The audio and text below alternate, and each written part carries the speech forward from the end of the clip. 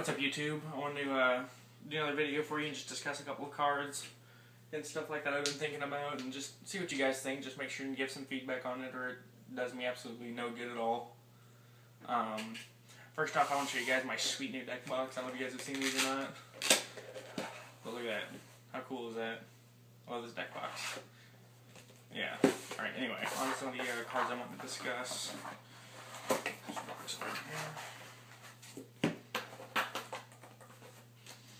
Saw some stuff I've been just toying around with and thinking around about. Some sleeves. What do you guys think of Airwork on the main board? He's a phenomenal side card, and he's instant macro removal, instant bulk or Lydia removal, Sheehan removal. You know, he's instant problem card removal. All you gotta do is summon a demon, pull him out, banish a monster from your hand, and boom, gone. What else was I thinking about? Let me find some cards here. Bubble Bringer. I don't know if you guys have read that guy or not, but Bubble Bringer is really cool. For those of you guys that don't know what it does, let me read it to you real quick. Level 4 or higher monsters cannot attack directly. During your turn, you can send this face-up card from the field to the graveyard to target 2 level 3 or lower water monsters with the same name in your graveyard. Special summon those targets, their effects are negated.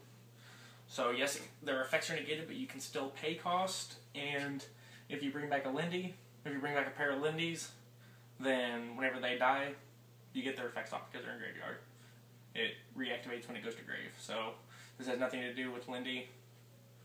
So I think it'd be a really good power card to flip over and pull Lindy out of grave or something like that. And it stops your opponent from OTKing. Unless they're OTKing with all exceeds. Which does happen. It does happen. Another card.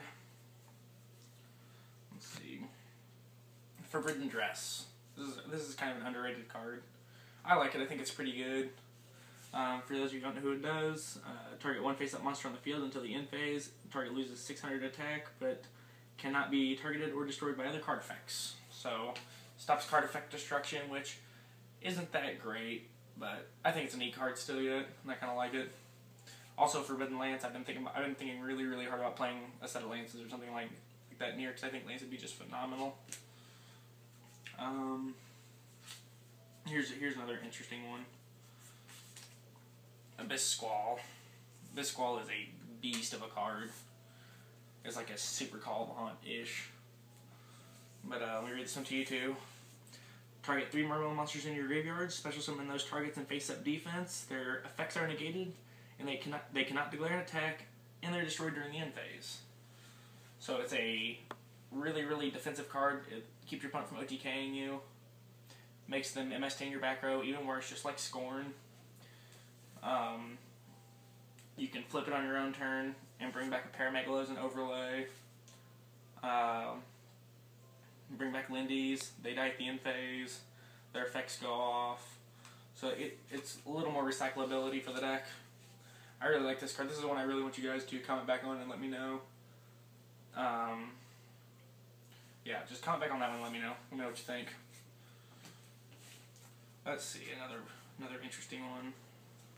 Night Beam. I know this card's starting to gain a little bit of, people are starting to think it's a good sideboard card against mermails. What they don't realize, though, is, I don't know about you guys, but I personally side out one of my spheres, 1 to 2 of my spheres, depending on what kind of matchup I have, just because, you know, they're siding in stuff to counteract the sphere, and if the sphere's not in there, then they just added cards. So, I don't know, I kind of like this card. I don't know what you guys think about it. See what else we got here. Regeki Break. I love this card. I'm a huge fan. There's not any room for it in the current build, but if you guys are playing the Undyne build, this card is broke. I love 3 of it in the Undyne build, just because it lets you do something with your controllers. But you have to play 3 controllers. That's the only way to play it. And Doom Caliber Knight. I know that this deck plays a lot of effects, but in sideboard, I think Doom Caliber would be really, really good in a lot of matchups, especially the mirror match. You can summon, swing over their land, because I don't know about you guys, but I don't see a lot of people playing hand traps right now. And that's when Doom Cal really, really shines, when people aren't playing hand traps. So you can send this guy swing over a Lindy. Yeah, he goes off the field, but their Lindy don't get their effect either, so they kind of wasted it. Ish. I mean, you wasted a Doom Cal too, but it's 1900 body if you need it. But yeah, I like Doom Cal. I don't know what you guys think about him. Forbidden Chalice. This card I always liked in and out. I don't really like hand traps, so I don't know. I kind of like Forbidden Chalice a little better sometimes. Because Forbidden Chalice follows banished monsters. So if you chalice a monster and they banish if you chalice a rabbit and they banish it, then the rabbit don't get to summon more monsters. That's pretty good. I think it's pretty good. I think that actually might be it as far as just tech cards I'm wanting to try it. Oh, there's this one here too. Biscales at the Cetus. This card's really, really good. I don't know if you guys know what it does or not either. But equip only to a mermail monster, gains 800 attack. When a trap card, or when a trap effect that was activated on your opponent's side of the field resolves, negate that effect and send this card to the graveyard. So, I might be wrong. It does not negate the activation, but the resolution, so I don't know, I'll have to read on that first. I haven't actually read any rulings on it or anything yet.